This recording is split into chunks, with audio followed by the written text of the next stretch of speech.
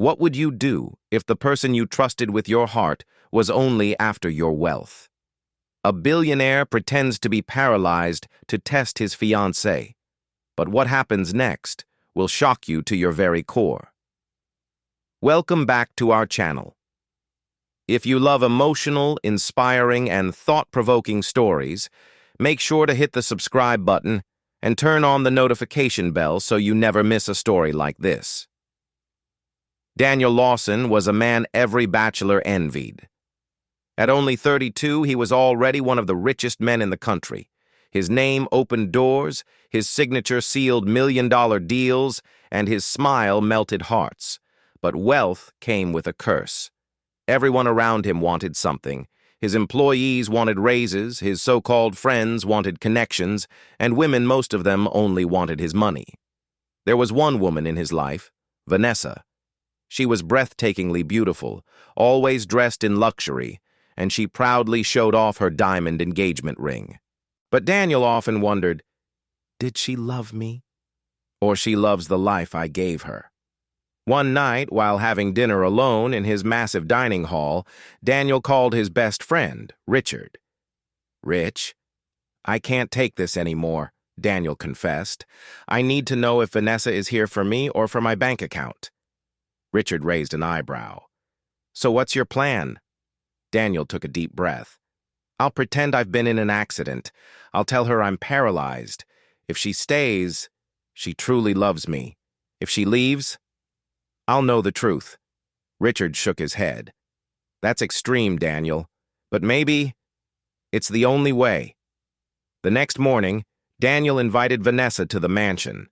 She walked in, heels clicking on the marble floor, her perfume filling the room. Daniel sat in a wheelchair, looking pale and weak. "Darling," he said with a heavy sigh, "something terrible has happened. My doctors say I may never walk again." Vanessa gasped dramatically. "What? No, this can't be true." She rushed to his side, holding his hand tightly. But Daniel noticed something odd, the way her eyes flickered, not with pain, but with fear. Fear of what this meant for her. Over the next few days, Vanessa visited less and less. At first, she would stay for hours pretending to care. But soon, her visits were shortened. She began making excuses, shopping trips, spa days, friends to see. Finally, one afternoon, she dropped the bombshell. "Daniel," she said coldly, "I can't do this. I'm too young to waste my life pushing a wheelchair. I deserve happiness. I'm sorry, but I can't marry you anymore."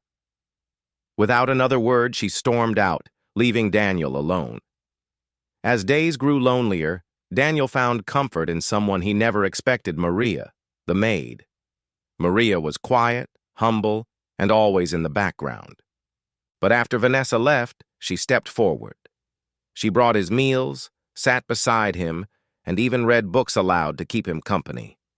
One evening, Daniel asked, "Maria, why are you doing all this? You're just a maid. You don't have to take care of me." Maria smiled softly. "Because you're human before you're a billionaire. I see how lonely you are, and I know what it feels like to be abandoned." Her words touched Daniel deeply. A few weeks later, it was Daniel's birthday. He expected nothing. Vanessa had forgotten his so-called friends didn't call. But Maria walked into his study with a small homemade cake. "It's not much," she said shyly. "But happy birthday, sir." Daniel was stunned. No one had done something so thoughtful for him in years.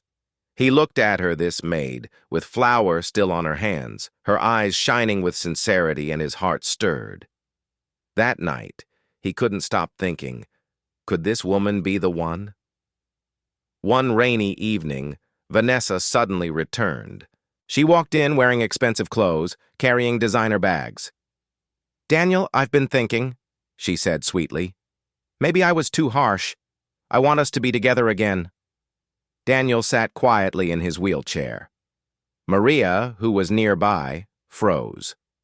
Vanessa continued, "I realized I missed the mansion, the cars, the life we had. So, let's just forget what I said." At that moment, Daniel knew the truth. Vanessa didn't miss him. She missed his money.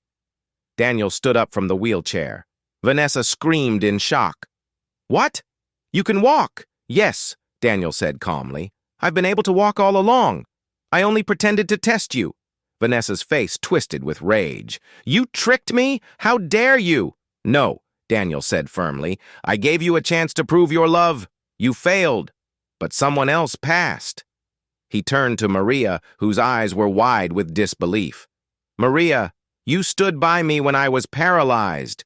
You showed me kindness and loyalty when I had nothing to give. That's what true love is." Tears filled Maria's eyes. "Sir?